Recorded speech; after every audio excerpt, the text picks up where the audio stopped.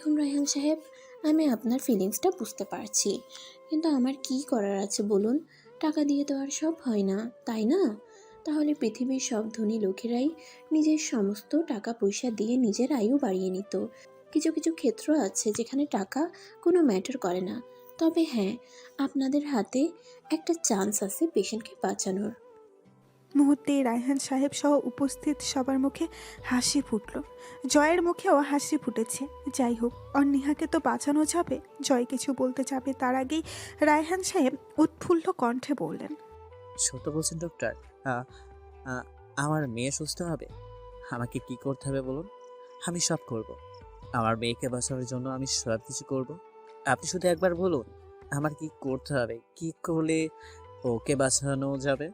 হ্যাঁ রায়হান সাহেব, আপনার মেয়েকে বাঁচানো সম্ভব। ওনার শরীরে আগামী 48 ঘন্টার মধ্যে 3 ব্যাগ ও নেগেটিভ রক্ত পুশ করতে পারলে ওনাকে বাঁচানো সম্ভব। তবে সময়টা কিন্তু মাথায় রাখতে হবে, মাত্র 48 ঘন্টা। আর 48 ঘন্টার মধ্যে যদি ওনার শরীরের পুরাতন রক্তগুলো এক্সচেঞ্জ করে 3 ব্যাগ নতুন রক্ত পুশ না করা হয়, তাহলে পেশেন্টের যে কোনো সময় যে কোনো কিছু হতে পারে। বলতে পারেন পেশেন্টের হাতে মাত্র 48 ঘন্টা সময় আছে। তবে রক্ত চেঞ্জ করা গেলে তাহলে পেশেন্টকে বাঁচাতে পারেন, তাও আবার ও নেগেটিভ রক্ত। ও নেগেটিভ রক্ত সচরাচর তেমন পাওয়া যায় না। আমি অলরেডি আমাদের হসপিটাল ব্লাড ব্যাংকে খোঁজ নিয়ে দেখেছি, ওখানে ও নেগেটিভ কোনো রক্ত নেই। ইভেন পরিচিত কয়েকটা হসপিটালেও খোঁজ নিয়ে দেখেছি, but I am sorry to সে কোথাও কোনো ব্লাড ব্যাংকে ও নেগেটিভ রক্ত নেই। এখন পেশেন্টের জীবন নির্ভর করছে আপনাদের হাতে। আপনারা যত দ্রুত রক্তের ব্যবস্থা করতে পারবেন, আমরা তত দ্রুত পেশেন্টকে বাঁচাতে পারবো, নয়তো আমাদের হাতে কিছুই করার থাকবে না। ডক্টর, আমার রক্ত ও নেগেটিভ। আপনাদের যত রক্ত লাগে আমার থেকে নিন। তবুও প্লিজ নিহাকে সুস্থ করে তুলুন। জয়ের কথা শুনে ডক্টর খুশি হয়ে বলল, ওহ দ্যাটস গ্রেট, তাহলে আপনি আসুন আমার সাথে। হ্যাঁ, চলুন। বলেই ডক্টর আর জয় ভেতরে যাওয়ার জন্য পা বাড়িয়েছে, কিন্তু এক পা এগোতেই রায়হান সাহেবের কণ্ঠে ডক্টর আর জয় দুজনেই থামতে বাধ্য হলো। দাঁড়ান ডক্টর। ডক্টর প্রশ্নসূচক দৃষ্টিতে আর জয় অবাক দৃষ্টিতে তাকালো রায়হান সাহেবের দিকে। আমার অনুমতি ছাড়া আপনি কারো রক্ত নিবে না। প্রয়োজনে আমি ঢাকা শহরের প্রতিটা হসপিটালে গিয়ে গিয়ে হলেও রক্তের ব্যবস্থা করব। তবুও অন্য কারো রক্ত আমার মেয়ের শরীরে পুশ করবেন না আপনি, এটা আমি বলে দিচ্ছি। রায়হান সাহেবের কথা শুনে জয় তো অবাক হয়েছে, সাথে ডক্টরও বেশ অবাক হয়েছে। ডক্টর জয়কে রায়হান সাহেবের ছেলে হিসেবে চিনলেও রায়হান সাহেবের মেয়েকে ডক্টর চিনেন না। তাই নিহাকে যখন রায়হান সাহেব নিজের মেয়ে বলেছেন, তখন ডক্টর ধরে নিয়েছেন জয় আর নিহা ভাই বোন। তাই উনি অবাক কণ্ঠে জিজ্ঞেস করলেন, রায়হান সাহেব, এটা আপনি কি বলছেন? আপনি জানেন যে পেশেন্টের জন্য 1 ব্যাগ রক্ত কতটা ইম্পর্ট্যান্ট, তারপরেও আপনি এই কথা কি করে বলছেন? আমি জানি আপনার মেয়ের পাশাপাশি আপনার ছেলের জন্যও চিন্তা হচ্ছে, কিন্তু 1 ব্যাগ রক্ত নিলে ওনার শরীরে তেমন কোনো প্রভাব পড়বে বলে আমার মনে হয় না। প্লিজ আপনি আমাকে ওনার থেকে রক্ত নেওয়ার অনুমতি দিন। আমি যেটা বলেছি সেটাই ফাইনাল ডক্টর। আর আমি আশা রাখবো আপনি আমার কথা রাখবেন। 48 ঘন্টা আমার কাছে অনেকগুলো সময়, অ্যান্ড আই হোপ আমি 48 ঘন্টার মধ্যে রক্ত জোগাড় করতে পারবো। তাই আমি চাই না কোনো জানোয়ারের রক্ত দিয়ে আমার মেয়ে বেঁচে উঠুক। কথাটা রায়হান সাহেব জয়ের দিকে তাকিয়েই বললেন। জয় বুঝতে পারছে বাবা ওর উপর প্রচণ্ড রেগে আছে, তাই কিছু বলার জন্য সাহস পেল না। ডক্টর কিছু একটা ভেবে বললেন, আচ্ছা ঠিক আছে রায়হান সাহেব, আপনি দ্রুত রক্ত জোগাড় করুন। তখন এমার্জেন্সি রুমের ভেতর থেকে একজন নার্স বেরিয়ে আসলো। ম্যাম, পেশেন্ট ওনার ফ্যামিলি মেম্বারদের সাথে দেখা করতে চাইছেন। নার্সের কথা শুনে ডক্টর সহ সবার চোখ এবার নার্সের উপর পড়ল। তুমি বলনি এখন ওনার রুমে কেউ অ্যালাউ নয়? আমি অনেক বোঝানোর চেষ্টা করেছি ম্যাম, কিন্তু উনি কিছু বুঝতেই চাইছেন না। বলছেন এটলিস্ট একবার হলেও উনি কথা বলতে চান ওনার ফ্যামিলি মেম্বারদের সাথে। ওকে তুমি যাও, আমি দেখছি। নার্স চলে গেল। ডক্টর কিছু একটা ভেবে বলল, রায়হান সাহেব, আপনারা যে কোনো একজন গিয়ে পেশেন্টের সাথে দেখা করে আসুন। যদিও আমরা এই মুহূর্তে ওনার রুমে কাউকে অ্যালাউ করতাম না, বাট পেশেন্টের দিকে চেয়ে আপনাদের দেখা করার পারমিশন দিচ্ছি, তাও একজনকে।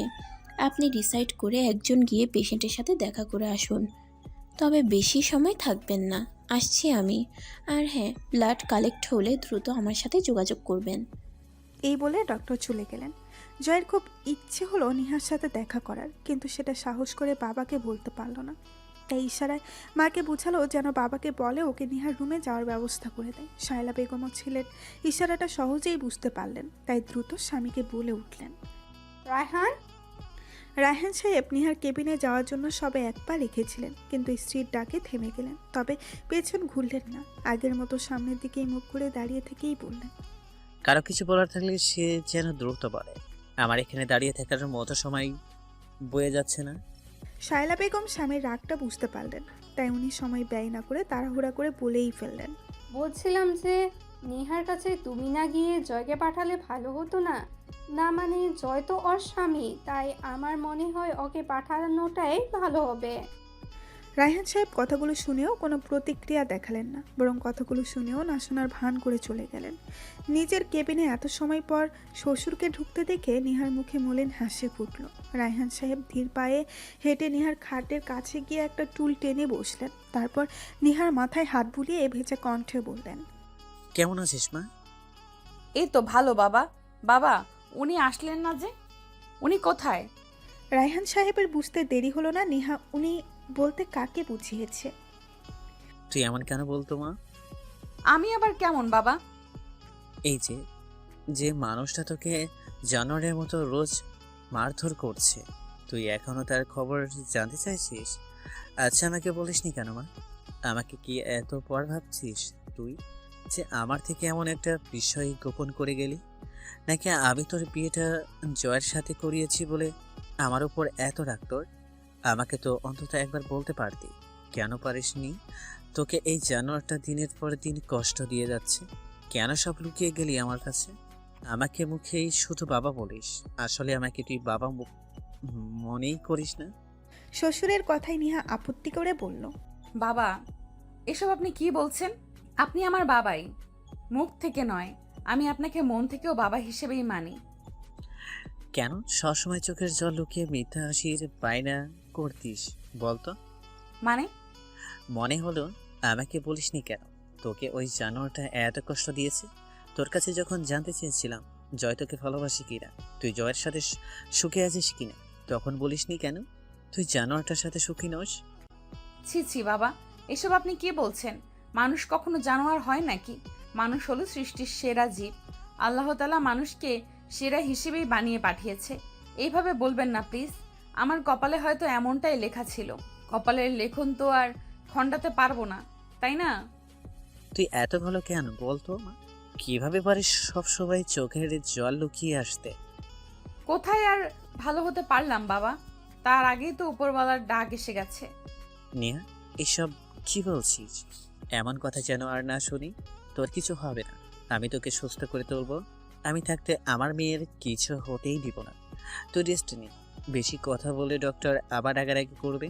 আমি আসছি, কেমন? বলেই রায়হান সাহেব নিহার মাথায় হাত বুলিয়ে দিয়ে উঠে দাঁড়ালেন। বাবা, একটা কথা জানার ছিল। নিহার কথা শুনে রায়হান সাহেব থেমে গিয়ে বললেন, কি কথা জানতে চাস বল। মা বাবা কি আমার অসুস্থতার কথা জানে? না রে মা, আসলে টেনশনে ওদেরকে বলতে ভুলে গেছিলাম। আমি এখনই জানিয়ে দিব। না বাবা, ওদের বলার দরকার নেই। ওরা জানলে শুধু শুধু টেনশন করবে আর এখানেও চলে আসবে। তার চেয়ে বরং ওদের না জানানোটাই ভালো। কিন্তু মা। কোনো কিন্তু না বাবা, আমার কথাটা প্লিজ রাখুন। আচ্ছা ঠিক আছে, তুই যেটা চাস সেটাই হবে। আমি এখন আসছি, কেমন? বাবা, কিছু মনে না করলে আরেকটা কথা বলবো। কি কথা বল। বাবা, ওনাকে একবার ভেতরে আসতে বলবেন প্লিজ। নেহা, এত কিছুর পরেও তুই ওকে তোর কাছে আসতে বলছিস? বাবা প্লিজ রাগ করবেন না। শেষবারের মতো আপনার কাছে এই একটা রিকোয়েস্ট করছি, প্লিজ আমার অনুরোধটা রাখুন প্লিজ। রায়হান সাহেব কোনো প্রতি উত্তর করলেন না। কয়েক সেকেন্ড নিহার দিকে তাকিয়ে থেকে উনি রুম থেকে চলে গেলেন। নিহা শ্বশুরের যাওয়ার দিকে তাকিয়ে লম্বা একটা শ্বাস ফেলল। কিছু সময় পর দরজা খুলে জয় ভেতরে ঢুকলো। নিহা জানতো জয় আসবেই, তাই সে এত সময় ধরে দরজার দিকেই তাকিয়েছিল। জয়কে আসতে দেখে মুখে স্লান হাসি টানলো। জয় মাথা নিচু করে ধীর পায়ে হেঁটে নিহার খাটের পাশে এসে সেখানে রাখা টুলটাতে বসে পড়ল। জয়কে মাথা নিচু করে রাখতে দেখে নিহা ক্লান্ত হাসলো। কি হলো? এইভাবে মাথা নিচু করে আছেন কেন? আমি কি এতটাই খারাপ যে আমার মুখের দিকে তাকাতে আপনার বাচ্ছে? জয় দ্রুততার সাথে মুখ তুলে নিহার দিকে তাকালো। জয়কে খুবই বিধ্বস্ত দেখাচ্ছে।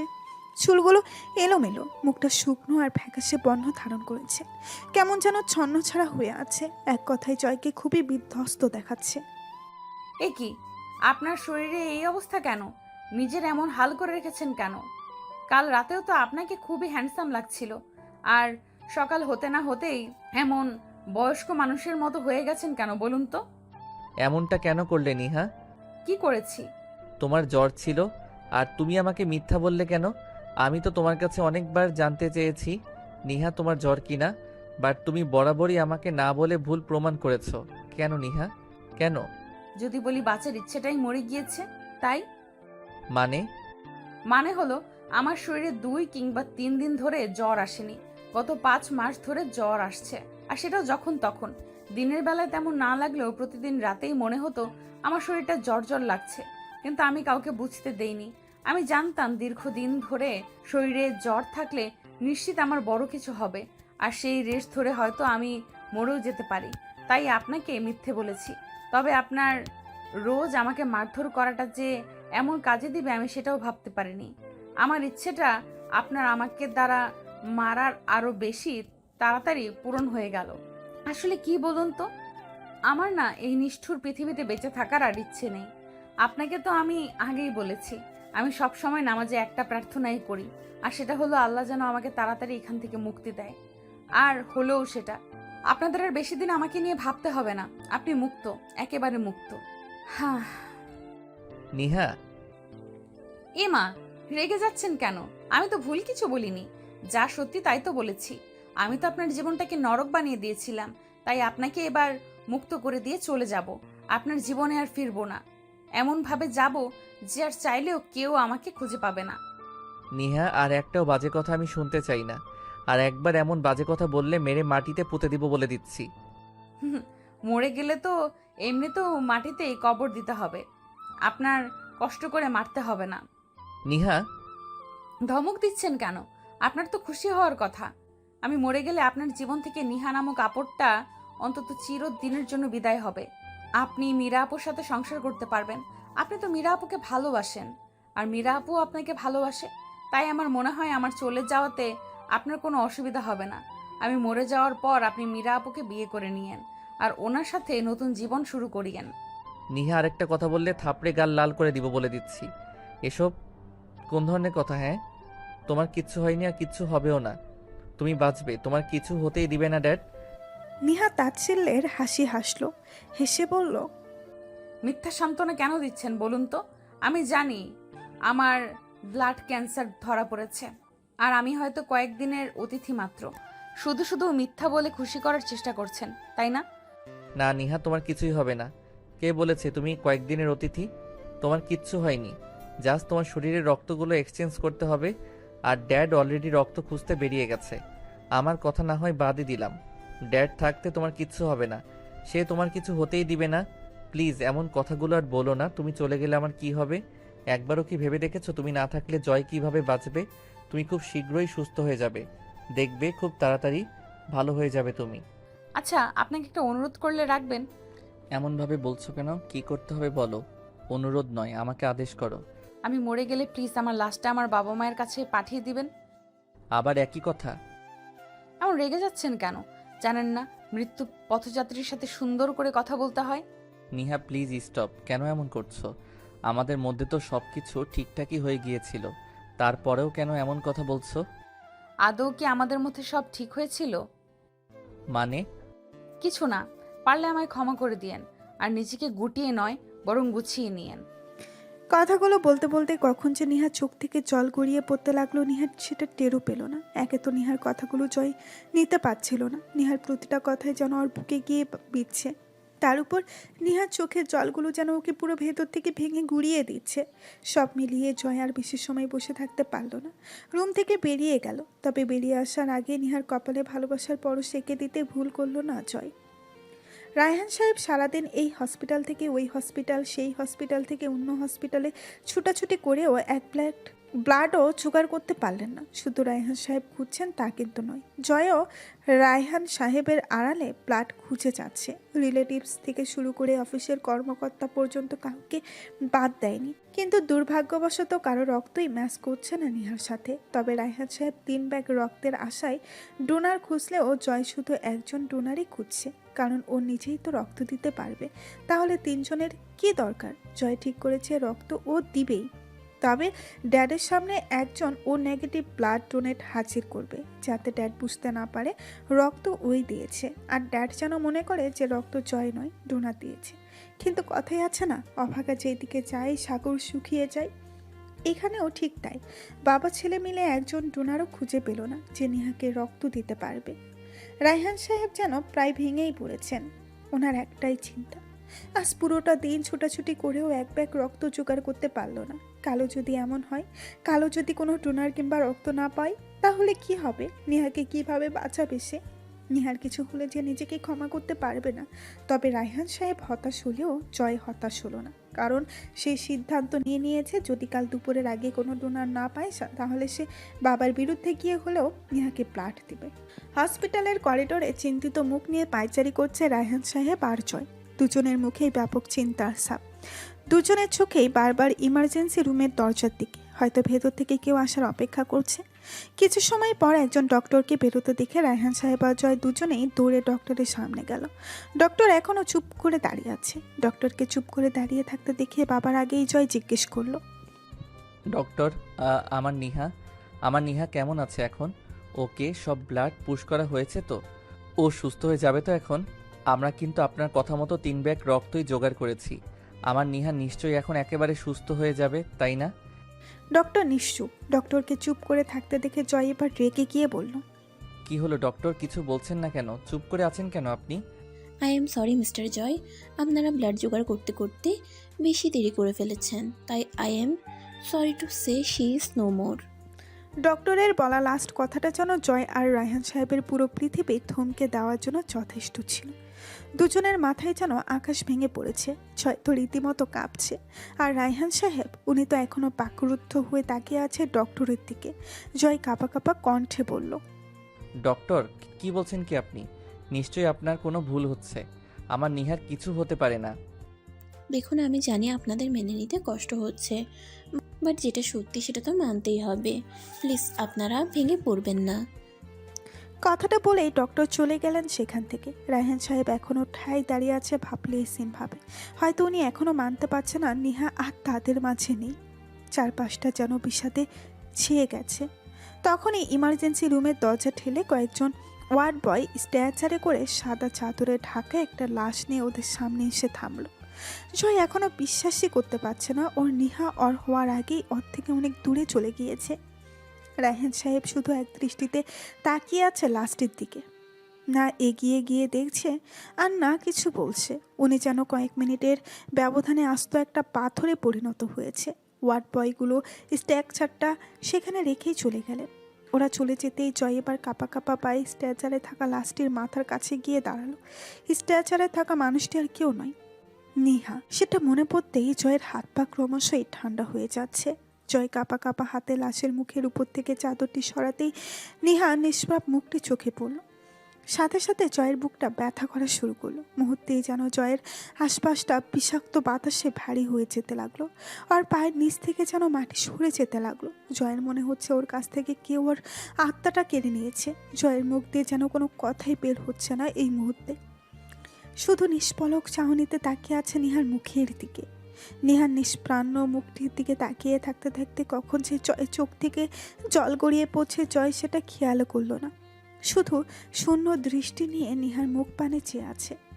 মিনিট কয়েক এভাবে ভাবলেসিনভাবে চেয়ে থেকে হঠাৎই জয় কাঁপা কাঁপা হাতটি আলতো করে নেহার গালে রেখে বলে উঠল, চলে যাওয়ার এত তাড়া ছিল নিহা? আমাকে এতটাই ঘৃণা করো যে তোমাকে ভালোবাসি বলার সুযোগটা পর্যন্ত দিলে না? কেন এমনটা করলে? কেন আমায় পর করে দিয়ে একা করে চলে গেলে? আমি তো বাকিটা সময় তোমার সাথে কাটাবো বলে প্রতিজ্ঞা করেছিলাম, আর তুমি সব কিছু শুরু হওয়ার আগেই শেষ করে চলে যাওয়ার প্ল্যান করলে। আমার উপর এতই রাগ ছিল তোমার যে একেবারে একা করে চলে গেলে আমায়। তোমাকে কষ্ট দিয়েছি বলে তুমিও আমায় কষ্ট দিয়ে প্রতিশোধ নিচ্ছ, তাই না? আমায় একা করে দিয়ে এখন খুব ভালো লাগছে তো তোমার? খুব ভালো লাগছে? আমাকে কষ্ট দেওয়াটা কি খুব দরকার ছিল? কেন আমায় একা রেখে ওপারে পাড়ি জমাতে চাইছো? কেন নিহা, কেন? কথাগুলো বলতে বলতে জয় এক পর্যায়ে হাউমাউ করে কাঁদতে লাগলো। জয়ের কান্না যেন পুরো হসপিটাল কাঁপিয়ে দিচ্ছে। কিন্তু আশ্চর্যের বিষয় হলো জয় কাঁদছে ঠিকই, কিন্তু কারো কানে ওর কান্নার আওয়াজটা পৌঁছাচ্ছে না। জয় যখন নিহাকে বুকে জড়িয়ে কাঁদতে ব্যস্ত, তখনই হুট করে জয়ের ঘুমটা ভেঙে যায়। ধরপড়িয়ে উঠে বসলো সে।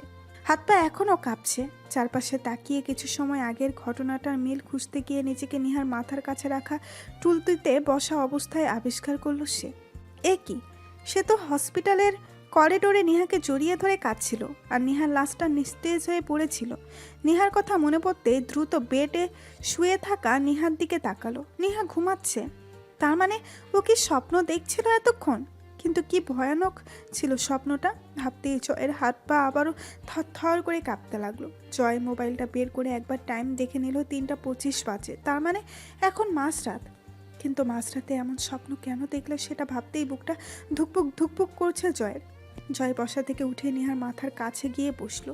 তারপর নিহার ঘুমন্ত মায়াবী চেহারাটার দিকে তাকিয়ে ভাবতে লাগলো কি সুন্দর করে ঘুমাচ্ছে মেয়েটা, একেবারে নিষ্পাপ হয়ে ঘুমাচ্ছে। আর সে কিনা ওকে নিয়ে এমন একটা ভয়ঙ্কর স্বপ্ন দেখলো, যেটাকে স্বপ্ন বললেও ভুল হবে, বলতে গেলে দুঃস্বপ্নই দেখেছে সে। জয় এক দৃষ্টিতে নিহার ঘুমন্ত মায়াবী চেহারাটার দিকে তাকিয়ে রইল। আসলে রাতে যখন ডক্টর নিহাকে একা কেবিনে রাখবে বলেছিল, তখন রায়হান সাহেব আর জয় কিছুতেই নিহাকে একা একটা কেবিনে রাখতে রাজি হচ্ছিল না। কিন্তু ডক্টর তো ওনার সিদ্ধান্তে অটল, তাই রায়হান সাহেবের সব কথা রাখলেও এই কথাটা রাখতে পারলেন না। আর তখনই জয় ডক্টরকে অনেক রিকোয়েস্ট করে বলতে গেলে হাতে পায়ে ধরে নিহার কেবিনে নিহার সাথে থাকার পারমিশন নেই। জয়ের আকুতি মিনতি দেখে ডক্টর আর না করতে পারেনি। অবশেষে জয়কে নিহার সাথে থাকার পারমিশন দিয়েই দিয়েছে। কেন যেন রায়হান সাহেবও আর জয়কে কোনো রকম বাধা দিলেন না। হয়তো হসপিটাল থেকে কোনো সিনক্রেট করতে চান না। আর তখন জয় নিহার মাথার কাছে টুল টেনে বসে নিহার মাথায় হাত বুলাতে বুলাতে কখন যে নিজেও হাটে মাথা রেখে ঘুমিয়ে পড়েছে নিজেও বুঝতে পারেনি। নিহার মায়াবী মুখটির দিকে তাকিয়ে থাকতে থাকতে জয়ের মনে হুট করে একটা ইচ্ছা জাগ্রত হলো। আর হুট করে নিহার সারা মুখে নিজের উষ্ঠ যুগল দিয়ে ছুঁয়ে দিতে লাগলো সে। তবে নিহার ঘুমটা এতটাই গভীর ছিল যে জয়ের উষ্ঠের স্পর্শ পেয়েও নিহার ঘুমের কোনো রকম বেঘাত ঘটল না। নিহা দিব্যি ঘুমাচ্ছে।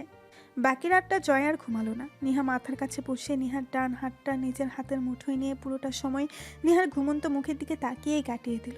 পরদিন সকাল হতেই রায়হান সাহেব আবারও রক্তের খুঁজে এদিক ওইদিক ছোটাছুটি শুরু করে দিলেন, সাথে জয়ও। তবে জয় যে রক্তের খোঁজ করছে সেটা রায়হান সাহেবের অজানা। রায়হান সাহেব, আপনাদের হাতে কিন্তু আজ রাতটাই আছে। কাল সকাল 8টার মধ্যে যদি পেশেন্টের ব্লাড এক্সচেঞ্জ করে নতুন ব্লাড না দেওয়া হয়, তাহলে পেশেন্টের যে কোনো কিছু হতে পারে। তখন তার জন্য কিন্তু আমি বা আমাদের হসপিটালকে কোনো রকম দায়ী করতে পারবেন না। 2টা দিন গত হয়ে গেছে, আর আপনারা এখনও 1 ব্যাগ রক্তও জোগাড় করতে পারেননি। পেশেন্টের কন্ডিশন এখন আগের চেয়েও কতটা ক্রিটিক্যাল হয়ে গেছে বুঝতে পারছেন? হয়তো পেশেন্ট যে কোনো সময় কোমায়ও চলে যেতে পারে, কারণ যত দেরি হবে তত পেশেন্টের সারভাইভ করতে কষ্ট হবে। প্লিজ আপনারা তাড়াতাড়ি রক্তের জোগাড় করুন। রায়হান সাহেব আর জয়কে নিজের কেবিনে ডেকে কথাগুলো বললেন ডক্টর। জয় আর রায়হান সাহেব পাশাপাশি বসেছিল। ডক্টরের কথা শুনে রায়হান সাহেব যেন স্তব্ধ হয়ে গেছেন, সাথে জয়ও। জয়ের মুহূর্তেই কাল রাতের স্বপ্নটার কথা মনে পড়ে গেল। স্বপ্নটা চোখের সামনে ভেসে উঠতেই জয়ের আরও বেশি ভয় হতে লাগলো। জয় আর নিতে পারছে না বাবার জেদটা। কেন এত জেদ করছেন উনি? ওনার জেদের কারণ কি নিহাকে সে চোখের সামনে শেষ হতে যেতে দিবে?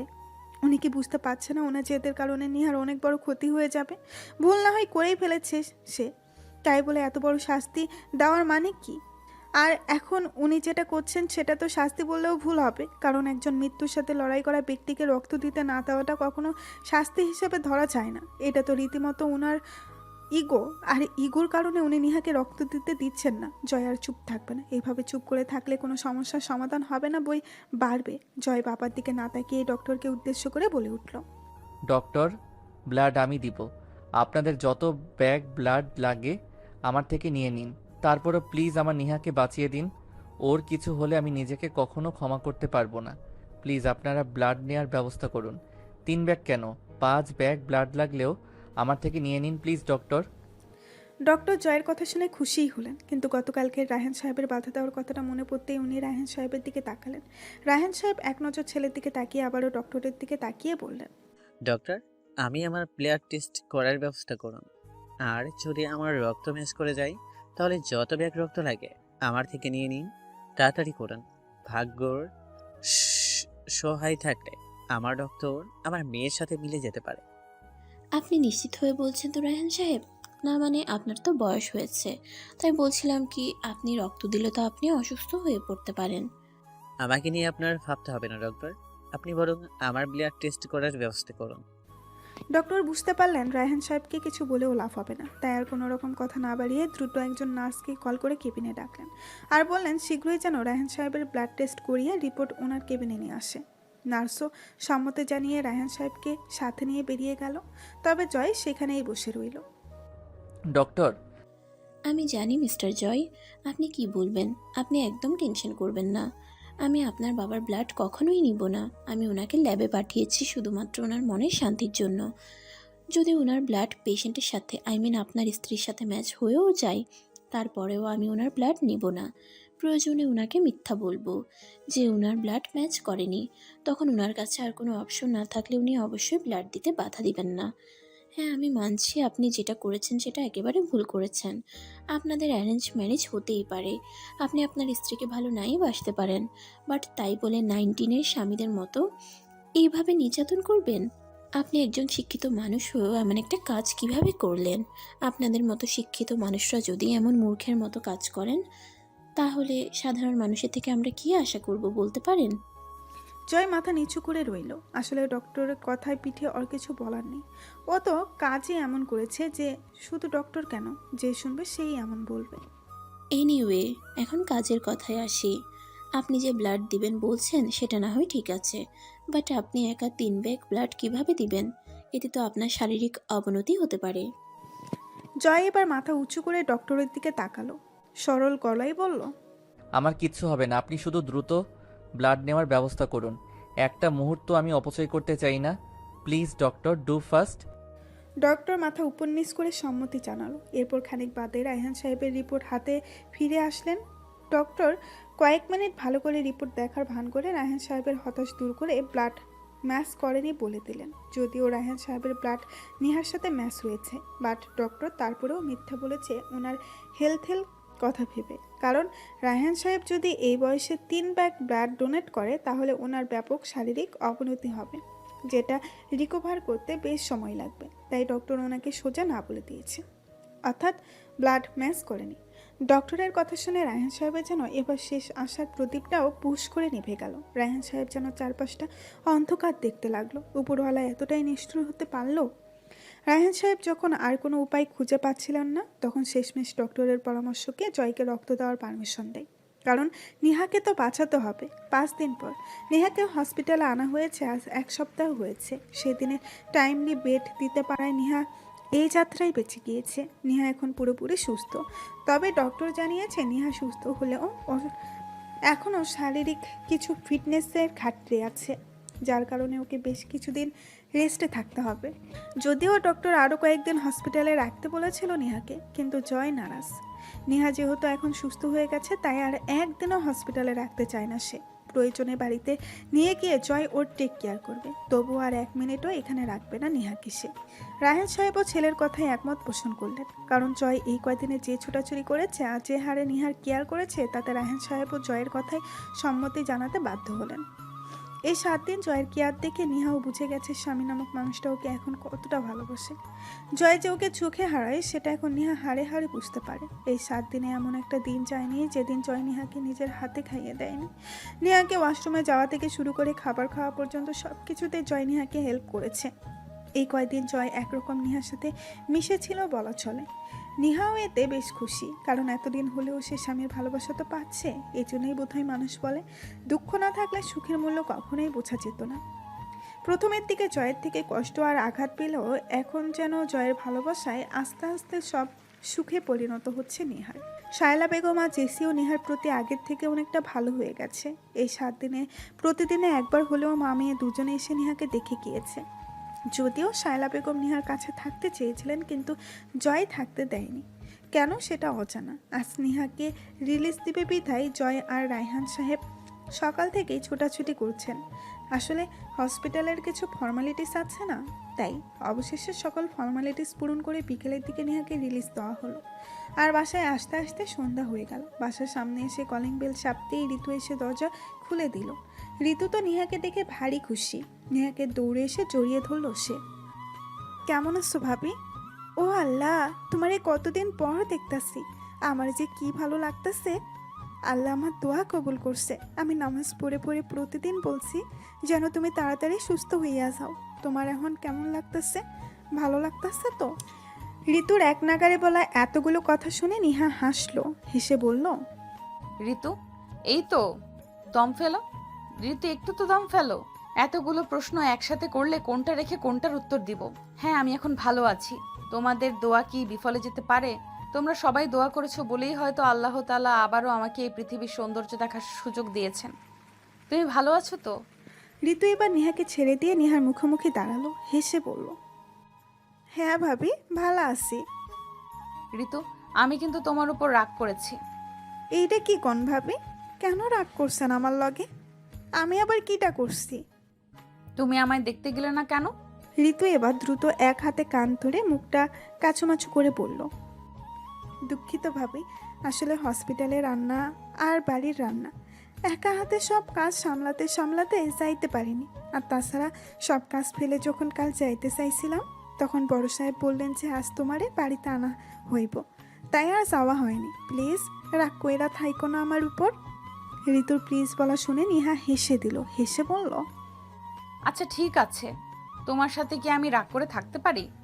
বলেই নিহা হেসে ঋতুর গাল টেনে দিল। নিহার আর ঋতুর কথাবার্তা শুনে পেছনে দাঁড়িয়ে থাকা জয় আর রায়হান সাহেব দুজনেই হাসলেন। কিরে পাগলি, তোর ভাবিকে কি বাইরেই দাঁড়িয়ে করিয়ে রাখবি? ভেতরে ঢুকতে দিবি না? ঋতু কিছু বলার আগেই নিহা শ্বশুরের কথা শুনে শ্বশুরের দিকে তাকিয়ে হেসে বলল। সমস্যা নেই বাবা, আমি ঠিক আছি। তারপর ঋতুর দিকে তাকিয়ে হেসে বলল। আচ্ছা ঋতু, মা আর জেসি কোথায়? তখনই শায়লা বেগম আর জেসি সেখানে হাজির হলো। এই তো আমরা। কেমন আছো মা? নিহা দ্রুত পায়ে এগিয়ে গিয়ে শাশুড়ির পায়ে ধরে সালাম করে নিলেন। ভালো আছি মা, আপনাদের সবার দোয়ায় সুস্থ আছি। আপনি ভালো আছেন?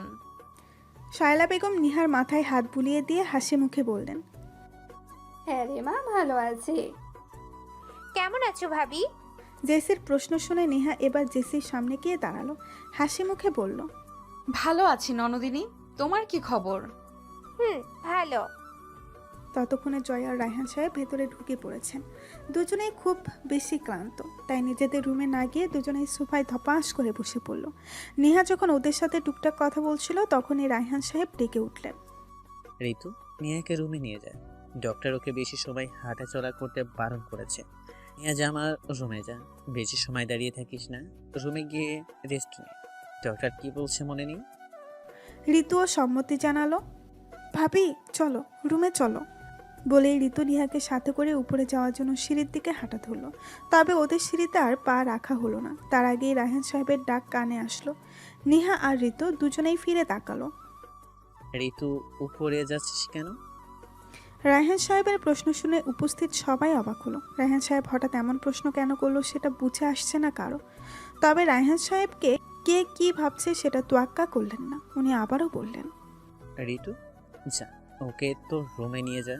আজ থেকে নিয়া তোর সাথেই থাকবে। নিয়া মা, যা ঋতুর সাথেও রুমে যা। এবার সবাই যেন অবাকের চরম পর্যায়ে পৌঁছে গেল। রায়হান সাহেব হঠাৎ এমন কথা কেন বললেন কারো বুঝে আসছে না। জয়তে ইতিমধ্যে অবাকের ছুটে বসা থেকে উঠে গেছে। বাবা এসব কি বলছেন? নিহা ঋতুর সাথে থাকবে মানে? বাবা কি পাগল হয়ে গেছেন? যে সময় নিহার ওকে বেশি প্রয়োজন এমন একটা সময় বাবা নিহাকে ঋতুর সাথে থাকতে বলছেন? জয়ের মনে হাজারো প্রশ্ন ভিড় করলো। জয় নিজের কৌতূহল দমিয়ে রাখতে না পেরে বাবার কাছে প্রশ্ন করেই ফেললো। ড্যাড, এসব তুমি কি বলছো? নিহা ঋতুর রুমে থাকবে মানে? নিজের রুম থাকতে ও ঋতুর রুমে থাকবে কেন? রায়হান সাহেব কোনো রকম প্রতিক্রিয়া দেখালেন না, বরং আগের মতো সোফায় বসে থেকেই বললেন, কারণ আমি চাই না নিয়া কোনো পুরুষের সাথে একই রুমে থাকো। সবার এবার বুঝতে দেরি হলো না রায়হান সাহেব কেন নিহাকে ঋতুর সাথে থাকতে বলছেন। জয় আবার বলল, ড্যাড, আমি কোনো রকম অশান্তি চাই না। আমি যেটা বলছি সেটাই ফাইনাল। আজ থেকে নেহা ঋতুর রুমেই থাকবে। তুই ওর সাথে যা করেছিস, তারপরে আমি ওকে তোর সাথে থাকতে দিব, সেটা ভাবলি কি করে? রায়হান, তুমি এসব কি বলছো? নিহার নিজেরই তো রুম আছে, তাহলে সে ঋতুর রুমে থাকবে কেন? আর তার চেয়েও বড় কথা হলো মেয়েটা অসুস্থ, আর এখন জয়কে পাশের প্রয়োজন। আর তুমি কি না, যা হওয়ার তা তো হয়েই গেছে, এখন তো সব ঠিক হয়ে গেছে। সব কিছু যখন ঠিক হয়ে গেছে তাহলে ওরা এক রুমে থাকতে প্রবলেম কি? স্ত্রীর কথায় রায়হান সাহেব দমলেন না, বরং আরও কয়েক গুণ রেগে গিয়ে বললেন, তুমি একদম কোনো কথা বলবে না। তোমার মা ছেলে মিলে তোমার মেয়েটার জীবনটাই ধ্বংস করে দিলে। আজ যদি ওর কিছু হতো, তাহলে আমি রফিককে কি জবাব দিতাম? ওকে কিভাবে মুখ দেখাতাম? একবার কি ভেবে দেখছো? অবশ্যই আমি বলছি, বা কাকে? তোমাদের এইসব ভাবার সময় ছিল নাকি? তোমরা তো উঠে পড়ে লেগেছিলে কিভাবে ওকে এই বাড়ি থেকে বের করা যায়। তার জন্য তোমাদের যতটা নিচে নামা দরকার, তোমরা ততটাই নিচে নেমেছো। এতটাই নিচে নেমে গেছো যে ওকে একবারও কাজের মেয়ে বানিয়ে দিলে। তোমার মা ছেলে মিলে অনেক করেছো। আর না, হসপিটালে কিছু বলিনি, তার মানে এই নয় যে আমি সব ভুলে গেছি। আমি এতদিন চুপ করেছিলাম কারণ আমি হসপিটালে কোনো সিক্রেট করতে চাইনি। তবে এখন আর চুপ করে থাকবো না। আমি আমার মেয়ের সাথে আর কোনো অন্যায় আমি মেনে নিব না। আমি কোনো জানোয়ারের সাথে আমার মেয়েকে সংসার করতে দিব না। আর কারো নেহাকে নিয়ে ভাবতে হবে না। নেহার জন্য কারো লাইফটাও আর হেল্প হবে না। সবাই এবার সুখে শান্তিতে থাকতে পারবে। আমি খুব শীঘ্রই ওদের ডিভোর্সের ব্যবস্থা করব। জয় এতক্ষণ ধরে অপরাধীর মতো বাবার কথাগুলো শুনলো। বাবার মুখে ডিভোর্স কথাটা যেন ওর বুকে তীরের মতো গিয়ে বিঁধল। শুধু জয় কেন, শ্বশুরের মুখে ডিভোর্সের কথা শুনে নিহাও বেশ অবাক হয়েছে। ওদের কেউ হয়তো কল্পনাও করতে পারেনি রায়হান সাহেব এমন একটা সিদ্ধান্ত নেবেন। জয় ভেবেছিল বাবা রাগ করে সে ঠিকই আছে, কিন্তু আস্তে আস্তে সব রাগ পানি হয়ে যাবে। কিন্তু বাবা যে বিষয়টাকে একেবারে ডিভোর্স অব্দি নিয়ে যাবে, সেটা জয়ের ধারণাতেই ছিল না। বাবা কি ওকে এতটাই ঘৃণা করে যে নিহাকে ওর সাথে একই রুমে রাখতে পর্যন্ত বাবার সংকোচ হচ্ছে? জয় যেন কি বলবে ভাষা হারিয়ে ফেলেছে। নিহার সাথে ডিভোর্স হয়ে যাবে বিষয়টা সে কিছুতেই মানতে পারছে না। এই মুহূর্তে ওর কি বলা উচিত বা কি করা উচিত কিছুই বুঝতে পারছে না সে। শুধু একটা কথাই মাথায় আসছে ওর, আর সেটা হলো যে করেই হোক নেহাকে ওর কাছে রাখতেই হবে। কোনো কিছুতেই নেহাকে সে হারাতে পারবে না। নেহাকে ছাড়া যে সে বাঁচতে পারবে না। যে কোনো কিছুর বিনিময়ে হলেও নেহাকে ওর চাই। আর এর জন্য যদি বাবার পায়ে ধরতে হয় তাও সে ধরবে, তবুও নিহাকে হারাবে না সে। জয় কী করবে বুঝে উঠতে না পেরে, দিক বেদিক শূন্য হয়ে আর কোনো উপায় না পেয়ে ফাঁকা মস্তিষ্ক নিয়ে হুট করে বাবার পায়ের কাছে বসে পড়ল। তারপর বাবার পা জড়িয়ে ধরে কাঁপা কাঁপা কণ্ঠে বলে উঠল, ড্যাড প্লিজ আমাকে এত বড় শাস্তি দিও না। আমি মানছি আমি ভুল করেছি, তাই বলে নিহাকে ছেড়ে থাকার মতো এত বড় শাস্তি দিও না। ওকে ছাড়া আমি এক মুহূর্ত থাকতে পারবো না। প্লিজ আমায় ক্ষমা করে দাও। আমি কথা দিচ্ছি নিহাকে আর একটু কষ্ট পেতে দিব না। ওর গায়ে কখনো একটা আঁচড় পর্যন্ত লাগতে দিব না। তারপরেও প্লিজ আমায় এমন একটা শাস্তি দিও না। নিহাকে ছাড়া আমি নিজেকে এখনও কল্পনাই করতে পারি না। ওকে ছাড়া আমি মরেই যাব ড্যাড। ওকে ছাড়া আমি মরেই যাব। Please dad, please. কথাগুলো বলতে বলতে বাবার পায়ে ধরে জয় প্রায় কেঁদেই দিয়েছে। জয়ের কান্না দেখে উপস্থিত সবার চোখে পানি চলে এসেছে। নিহা তো রীতিমতো অবাক। জয় যে ওর জন্য এমন কিছু করতে পারে নিহা সেটা স্বপ্নেও ভাবেনি। নিহা জানতো জয় ওকে আগে ঘৃণা করলেও এখন ভালোবাসে, কিন্তু জয় ওকে এতটা ভালোবাসে সেটা ওর জানা ছিল না। খুশিতে নিহার চোখের কান্নিস পেয়ে দুফোঁটা জল গড়িয়ে পড়ল। আজ সে সুখী। ওর মতো সুখী হয়তো এই পৃথিবীতে আর কেউ নেই। সেও এখন বলতে পারবে ওরও একজন ভালোবাসার মানুষ আছে। কেউ একজন পাগলের মতো ভালোবাসে। জয়ের কান্না দেখে সবার খারাপ লাগলেও রায়হান সাহেবের কোনো রকম প্রতিক্রিয়া দেখা গেল না। উনি এখনো আগের মতোই ঠায় দাঁড়িয়ে আছে, না জয়কে ধরে তুলছেন আর না জয়ের দিকে তাকাচ্ছেন। শায়লা বেগম ছেলের কান্না দেখে আর সহ্য করতে পারলেন না, স্বামীকে উদ্দেশ্য করে বলেই ফেললেন, রায়হান, তুমি এতটা নির্দয় কবে থেকে হলে? ছেলেটা তোমার পায়ে ধরে কাঁদছে, তাতে একটুও খারাপ লাগছে না তোমার? তুমি না ওর এক ফোঁটা চোখের পানি কখনো সহ্য করতে পারতে না, তাহলে আজ কিভাবে সইছো? এবার তো ওকে ক্ষমা করে দাও। স্ত্রীর কথা শুনে রায়হান সাহেব রাগ মিশ্রিত কণ্ঠে বললেন, হ্যাঁ, সাইতে পারতাম না ওর চোখের পানি। সইতে পারতাম না ওর চোখের পানি, কিন্তু আজ সইতে হচ্ছে। ওর নেহার সাথে যা করেছে তাতে তো এই চোখের জল কিছুই নয়। আর রইল ক্ষমা করার কথা। আমি ওকে ক্ষমা করবে কে? যার সাথে এতদিন ধরে অন্যায় করে আসছে তার কাছে ক্ষমা চাইতে বলো। ওকে নেহার কাছে ক্ষমা চাইতে বলো। নেহা যদি ক্ষমা করে তাহলে ঠিক আছে, তবে হ্যাঁ, নেহা ক্ষমা করে দেওয়ার পরেও আমার একটা শর্ত আছে। যদি আমার শর্তটা মানতে পারে তাহলে আমি ডিভোর্সের কথা বলে যাব, অন্যথায় নয়। জয় যেন মেঘলা আকাশে হঠাৎ এক ফসলা রোদের দেখা পেল। এক মুহূর্তের জন্য যেন নেহাকে আগলে রাখার একটা আশা পেল, যেই আশাটা সে কিছুতেই হতাশায় পরিণত করতে চায় না। জয় খুশি হয়ে বাবার পা ছেড়ে উভয় হাতে চোখের জল মুছে দ্রুত উঠে দাঁড়াতে দাঁড়াতে বলল, ওকে ড্যাড, আমি তাই করব। তুমি চাইলে আমি নিহার পায়ে পর্যন্ত ধরব। আর তুমি যেই শর্ত দিবে আমি মেনে নেব। তুমি যা যা করতে বলবে আমি সব করব, সব। তারপরেও আমি কোনো কিছুর বিনিময়ে নিহাকে হারাতে পারবো না। আমি এক্ষুনি নিহার কাছে ক্ষমা চাইব। বলেই জয় নিহার দিকে তাকালো। নিহা ওর দিকেই তাকিয়ে আছে। জয় যেই না নিহার দিকে এক পা এগোলো, অমনি নিহার হাত উঁচিয়ে হাতের ইশারায় জয়কে থামতে বলল। ওখানেই দাঁড়ান। নেহার শান্ত কণ্ঠে বলা একটা কথাই জয়ের মাথায় যেন এবার আকাশ ভেঙে পড়ল। মুহূর্তে যেন পায়ের নিচ থেকে মাটি সরে গেল।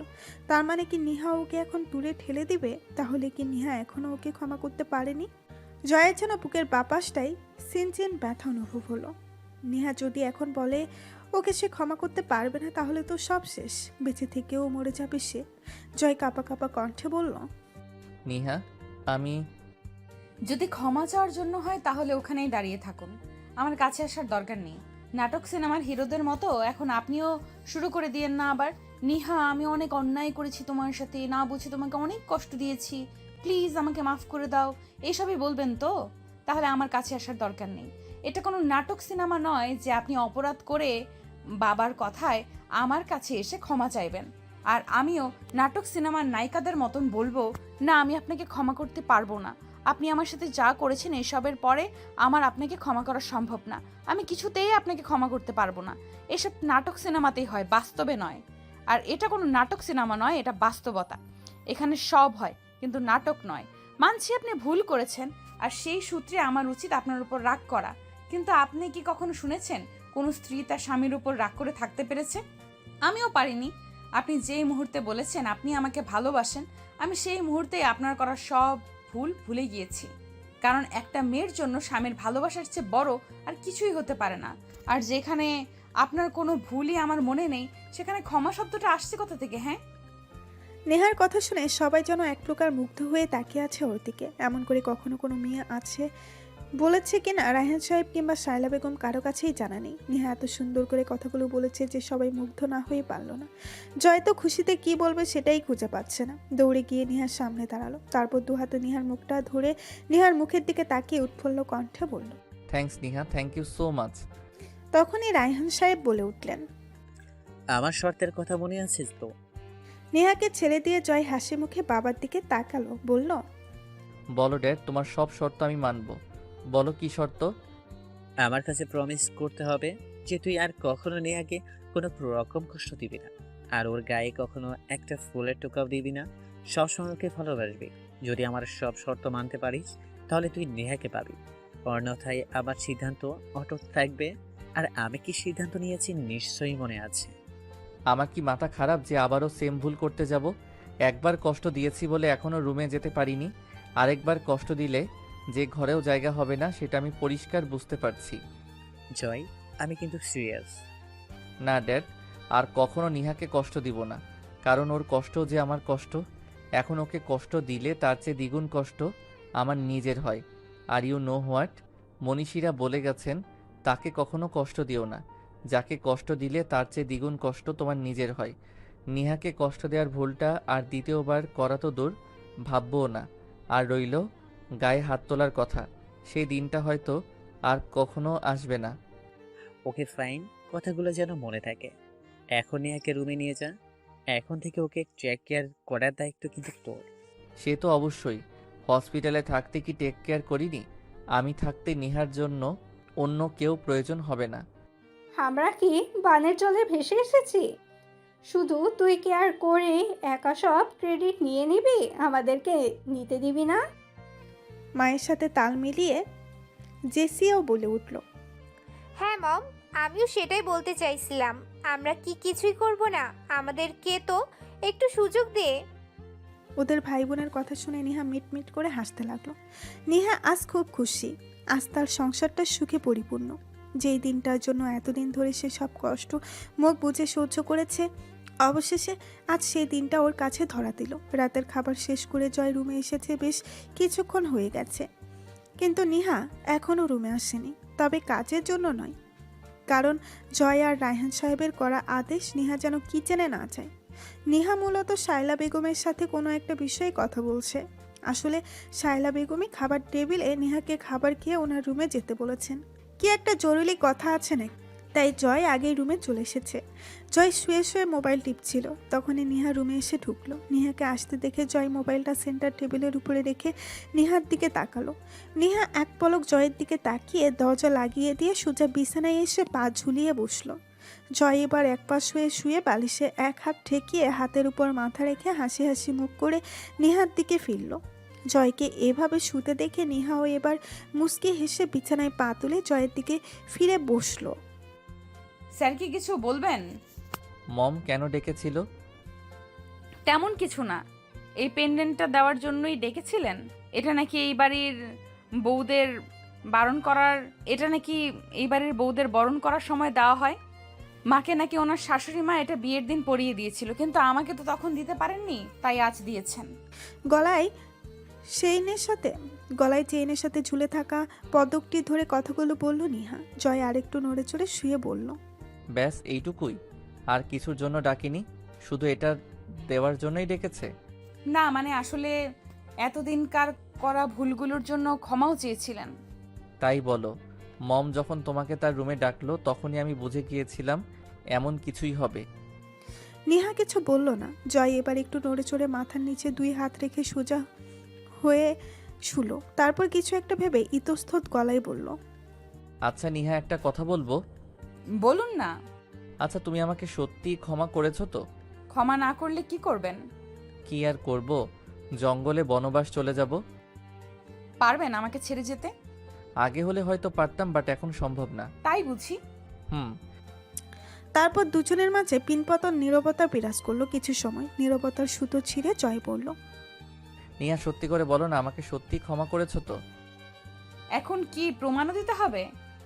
না, জাস্ট একটু ভালোবাসা দিলেই হবে। নিহা মুস্কি হাসলো, হেসে বলল, আপনি পারেনও বটে। আজ সবাই অনেকদিন পর একসাথে ডাইনিংয়ে বসেছে সকালের নাস্তা করবে বলে। নিহা আর জয় পাশাপাশিই বসেছে। জয় খাচ্ছে আর চোখে বারবার নিহার দিকে তাকাচ্ছে। এই মেয়েটাকে সে আর নিতে পারবে না। সবসময় ছোট বাচ্চাদের মতো অল্প করে খাবার নিবে আর সবার আগেই খেয়ে উঠে যাবে। এত অল্প করে খাবার নিবে যেন খাবারের প্রতিযোগিতা দিয়েছে আর সেখানে ওকে ফার্স্ট হতেই হবে। নিহার প্লেটের দিকে একবার তাকিয়ে জয় নিহার দিকে তাকালো, কিন্তু নিহার সেদিকে কোনো খেয়াল নেই। সে তো কিচেনের দিকে তাকিয়েই খেতে ব্যস্ত। নিহার এই একটা অভ্যাস, খাবার টেবিলে বসলে ভুলেও অন্যদিকে তাকাবে না। এমনভাবে মাথা নিচু করে খাবে যেন এদিক ওদিক তাকালে ওকে কেউ শাস্তি দিবে। জয় যখন দেখলো নিহার খাওয়া শেষ, এক্ষুনি উঠে যাবে, তখনই জয় খাবার খেতে খেতে বলে উঠল, নিহা, তুমি তো তেমন কিছুই খেলে না। এইটুকু খাবার খেয়েই উঠে যাবে তুমি? অ্যাটলিস্ট আর একটা রুটি তো নাও। না আর নিব না, আমার খাওয়া শেষ। এইটুকু খাবার খেয়েই খাওয়া শেষ? এই নাও, অ্যাটলিস্ট এইটা খাও। বলেই জয় নিহার প্লেটে আরও একটা রুটি তুলে দিল, সাথে ভাজিও। নিহার সাথে সাথে মুখটা ছোট্ট করে বলে উঠল, প্লিজ আর না, আমি খেয়েছি তো, আর খাবো না প্লিজ। কোনো কথা নয়, চুপচাপ এটা খেয়ে তারপর উঠবে। নিহা আবারও কিছু বলতে যাবে, তার আগে জয়ের চোখ লাল করা দেখে নিহার সাথে সাথে নিচের দিকে তাকিয়ে খেতে লাগলো। এটা দেখে জয় মুস্কি হাসলো। তখনই রায়হান সাহেব বলে উঠলেন, জয়, তুই কি আজ অফিসে যাবি? না মানে তুই যদি না যাস তাহলে আমি চলে যেতাম আর কি। আজ একটা মিটিং আছে, তুই না গেলে আমার এক্ষুনি বের হতে হবে, তাই জিজ্ঞেস করছিলাম আর কি। জয় নিহার দিকে একবার তাকিয়ে বাবার দিকে তাকালো, তারপর ইতস্তত গলায় বলল, ড্যাড, বলছিলাম কি, নিহা তো এখনো পুরোপুরি সুস্থ হয়নি, আর আমি ওকে এভাবে রেখে কিভাবে অফিসে যাব? না মানে যদি ওর কিছু প্রয়োজন হয়, তাই বলছিলাম আর কি। না না, আমার কিছু লাগবে না, আমি তো এখন সুস্থ। আপনি বরং অফিসে চলে যান, আমি নিজে নিজে করে নিতে পারবো সব। আমার জন্য আপনারা কেউ এতদিন ঠিকঠাক মতো অফিসে যেতে পারেননি, অফিসে কত কাজ জমা হয়ে আছে। বাবা কিভাবে একা একা পুরোটা হ্যান্ডেল করবেন? আপনি বরং বাবার সাথে অফিসে চলে যান। না মা, থাক। জয় ঠিকই বলছে। আমারই ভুল হয়েছে ওকে জিজ্ঞেস করাটা। সত্যিই তো, তুই তো এখনো পুরোপুরি সুস্থ হাসনি। এখন ওকে তোর পাশে প্রয়োজন। তুই টেনশন করিস না, আমি সবটা হ্যান্ডেল করে নিব। টেক কেয়ার, ওকে? বলেই রায়হান সাহেব বেরিয়ে গেলেন। নিহা আর কিছু বলার সুযোগও পেল না। নিহা ফুস করে নিঃশ্বাস ফেলে এবার জয়ের দিকে তাকালো। আপনাকে কে বলেছে আমি অসুস্থ? আমি তো পুরোপুরি সুস্থ। আপনি অফিসে চলে গেলেও পারতেন। আমি তো এতটা অসুস্থ নয় যে নিজের কাজ নিজে করতে পারবো না। আর তাছাড়া মা আর জেসি তো আছেই। আরে ভাবি, বুঝো না কেন? ভাইয়া তোমার অসুস্থতার অজুহাত দেখিয়ে তোমার সাথে সময় কাটাতে চাইছে। অসুস্থতা তো একটা বাহানা মাত্র, তাই না রে ভাইয়া? মায়ের সামনে জেসির এমন পিন্স মারা কথা শুনে জয় লজ্জায় পড়ে গেল। মমের সামনে কী সব বলছে জেসি? মম কি ভাববে? জেসি, কী সব বলছিস? মম আছে পাশে, দেখছিস না নাকি? শায়লা বেগম হয়তো ছেলের লজ্জা পাওয়াটা বুঝতে পারল, তাই তো উনি মুচকি হেসে জয়, আমি রুমে যাচ্ছি, তোরা কথা বল। বলেই শায়লা বেগম উঠে চলে গেলেন। মা চলে যাওয়াতে জয় এবার লম্বা একটা দম ছাড়ল। তারপর জেসির দিকে তাকিয়ে শাসিয়ে বলল, এই ফাজিল, মমের সামনে কী সব বলছিলি? হ্যাঁ, মম কি মনে করবে? কি আর মনে করবে? মনে করবে তার ছেলে এখন বউ পাগলা সোনা মিয়া হয়ে গেছে।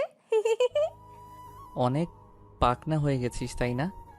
সে তো একটু হইছেই। মাইর খাবি কিন্তু। বলেই জয় যেই না জেসিকে মারার অভিনয় করে উঠতে চাইল, অমনি নিহা জয়কে টেনে বসিয়ে দিল। আপনি ছোট বাচ্চাদের মতন এসব কি করছেন বলুন তো? আমি কোথায় কি করলাম? ওই তো করছে সব। হ্যাঁ হয়েছে, আমি আপনাকে ভালো করেই চিনি। যা বাবা, যার জন্য চুরি করলাম সেও বলে চোর।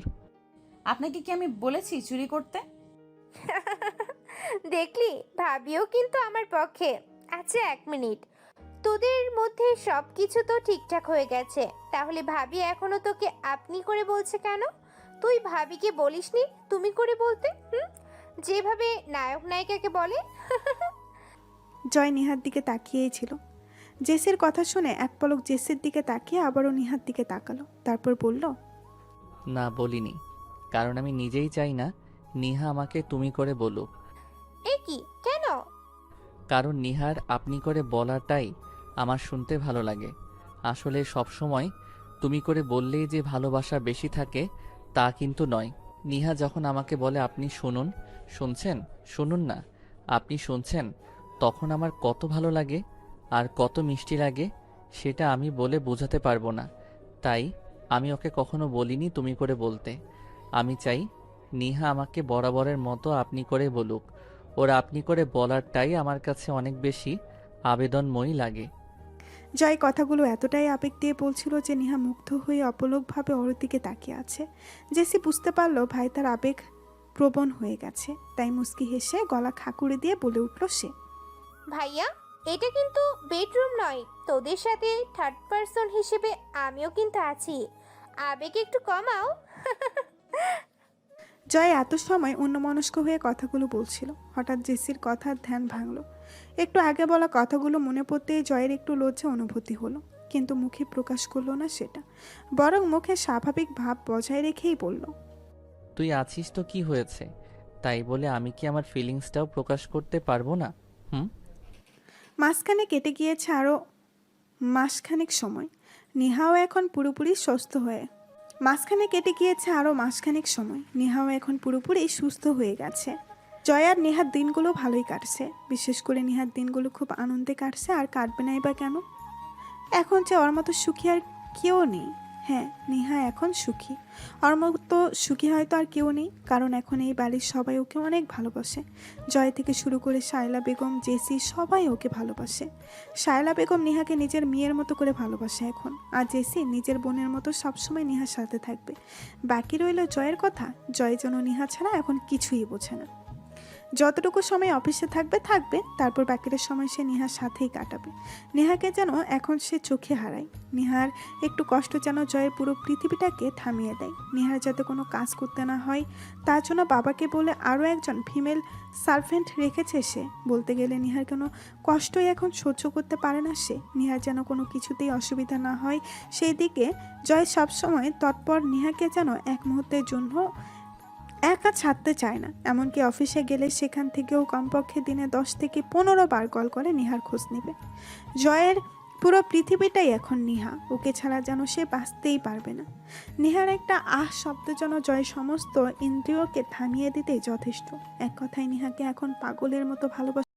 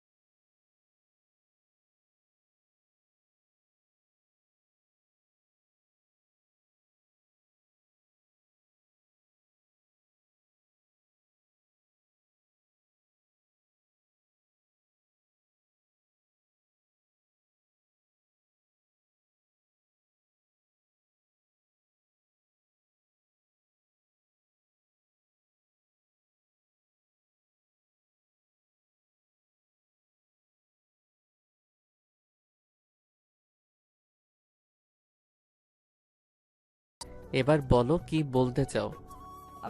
বলছিলাম যে আবার নেহা কয়েক সেকেন্ড জয়ের চোখের দিকে তাকিয়ে থেকে হুট করে জয়কে শক্ত করে জড়িয়ে ধরল। নেহার এহেম কাজে জয় তো রীতিমতো অবাকের চরম পর্যায়ে পৌঁছে গেছে। নেহা কিনা ওকে নিচ থেকে জড়িয়ে ধরেছে। জয়ের যেন বিশ্বাসই হচ্ছে না এটা যে নেহা ওকে জড়িয়ে ধরেছে। জয় তো ইতিমধ্যে খুশিতে সপ্তম আকাশ থেকে পাড়ি জমিয়েছে। তবে নেহা কিছু একটা বলতে চেয়েছিল, কথাটা মনে পড়তেই জয় নিজের খুশি ভাবটা দমিয়ে রেখে নেহার পিঠে হাত রাখলো। তারপর আদুরে গলায় বলল, নিহা তুমি ঠিক আছো? নেহা জয়ের বুকে মুখটা লুকিয়ে রেখে লাজুক কণ্ঠে জবাব দিল, হুম। তো কথাটা বলার জন্যই কি ম্যাডাম আমার বুকে মুখ লুকিয়েছে? নেহা লাজুক হেসে জয়কে আরও একটু শক্ত করে জড়িয়ে ধরল, তবে মুখে কিছু বলল না। হা হা হা। তা ম্যাডাম কথাটা কি এখন বলা যাবে? হুম। তাহলে বলুন শুনি। আচ্ছা, রাতটা কি ভালোবাসাময় হলে কোনো ক্ষতি হবে? না মানে আমাকে যদি আপনার অংশ বানিয়ে নেন তাহলে কি খুব বড় অন্যায় হবে? জয়ের বুঝতে দেরি হলো না নেহা কি বলতে চাইছে। জয় হাসলো, তার মানে নেহা আজ ওর ভালোবাসায় নিজেকে রাঙাতে চাইছে। জয় এতদিন সেই সময়টার অপেক্ষাই করছিল, তাহলে আজ সেই মুহূর্তটা এসেই গেছে। হ্যাঁ, জয় আশাই ছিল এই সময়টা, চেয়েছিল নেহা নিজ থেকে ওকে কাছে টেনে নিক আর নিজের মুখেই বলুক যে সে জয়ের কাছ থেকে ভালোবাসা চায়, সেই ভালোবাসা যেই ভালোবাসা প্রতিটি মেয়েই চায়। জয় হেসে নেহাকে বুকের সাথে জড়িয়ে নিল, তারপর নেহার মাথায় ভালোবাসার পরশ এঁকে দিয়ে আদুরে গলায় বলল, ম্যাডাম কি আমার কাছ থেকে স্পেশাল ভালোবাসা পেতে চাইছে? নেহা আবারও লজ্জাবতী লতার মতো জয়ের বুকে নুয়ে গিয়ে জবাব দিল, হুম। তো ম্যাডামের এতদিন পর কেন মনে হলো যে আমার ভালোবাসা লাগবে ওনার? আমি তো মনে করেছিলাম এই জন্মে আর আপনার ভালোবাসা পাওয়া হবে না আমার। তার মানে এতদিন পর আমার কপাল খুলেছে। আমার কি দোষ বলুন? আপনি তো নিজ থেকে কাছে টেনে নেননি। বাহ, এখন আমার দোষ? সেদিন আমাকে কে বলেছিল যে মন সাই দিচ্ছে না, এখন আমার দোষ হয়ে গেল? সেদিন না হয় বলেছিলাম, তারপর আপনি কি আর একবারও বলেছিলেন যে আমাকে নিজের করে নিতে চান? আপনি জানেন না মেয়েরা এইসব বিষয়ে একটু বেশিই লাজুক হয়? বললে কি আমি ফিরিয়ে দিতাম? জানি আমি, কিন্তু আসলে কি বলো তো, আমি নিজেই চাইনি তোমার মতের বিরুদ্ধে কিছু হোক। আমি চেয়েছিলাম তুমি নিজ থেকে আমায় কাছে টেনে নাও, তাই তো এতদিন তোমাকে সময় দিয়েছিলাম যাতে তুমি নিজেকে আমার সাথে মানিয়ে নিতে পারো। নেহা এবার জয়ের বুক থেকে সরে জয়ের মুখোমুখি দাঁড়ালো, তারপর জয়ের চোখে চোখ রেখে অভিমানে গলায় বলল, এখন কি কথা বলেই পুরো রাতটা পার করে দিবেন? হুম, কথা বলে রাত পার করার মতো বোকা আমি নই। আজ তো শুধু ভালোবাসা হবে, শুধুই ভালোবাসা। কথাটি বলেই জয় নেহাকে কোলে তুলে নিল। জয়ের আকস্মিক কোলে তুলে নেওয়াতে নেহা হকচকিয়ে দ্রুত দুহাতে গলায় জড়িয়ে ধরল যাতে নিচে পড়ে না যায়। জয় বাঁকা হেসে নেহার দিকে নাক ঘষে দিয়ে রুমের দিকে হাঁটা ধরল। কি করছেন? নামান আমায়, পড়ে যাব তো, নামান না। তুলেছি কি আর নামানোর জন্য? তোমার যা বলার বলে দিয়েছো, এখন আর কোনো কথা নয়। এরপর যা হবে সব আমার ইচ্ছাই হবে, বুঝলে জান পাখি? জয়ের কথার ইঙ্গিত বুঝতে পেরে নেহা আর কিছু বলার সাহস পেল না। লজ্জায় আবারও জয়ের বুকে মুখ লুকালো। জয় নেহাকে লজ্জায় নুয়ে পড়তে দেখে মুচকি হেসে রুমে ঢুকে দরজাটা পায়ে ঠেলে আটকে দিল। কথায় আছে, দুঃখের সময় বাড়ি দিলে নাকি সুখের দেখা মিলে। নেহার ক্ষেত্রেও ঠিক তাই হয়েছে। বিয়ের প্রায় 1.5 বছর পর এসে স্বামী নামক মানুষটিকে আজ নিজের করে পেতে যাচ্ছে, যেটা প্রতিটি মেয়েই চাই। দীর্ঘদিন পর আজ দুটো মনের মিল ঘটবে। কিছু না পাওয়া সুখ আজ দুটো অতৃপ্ত মানুষকে তৃপ্তি দিবে। ভালোবাসাময় হয়ে উঠুক তাদের প্রতিটি রাত, সুখের হয়ে উঠুক তাদের প্রতিটি মুহূর্ত। শুরু হোক তাদের ভালোবাসাময় একটা জীবন, যেখানে তাদের প্রতিটি রাতই হবে ভালোবাসাময় আর প্রতিটি দিন হবে আনন্দময়।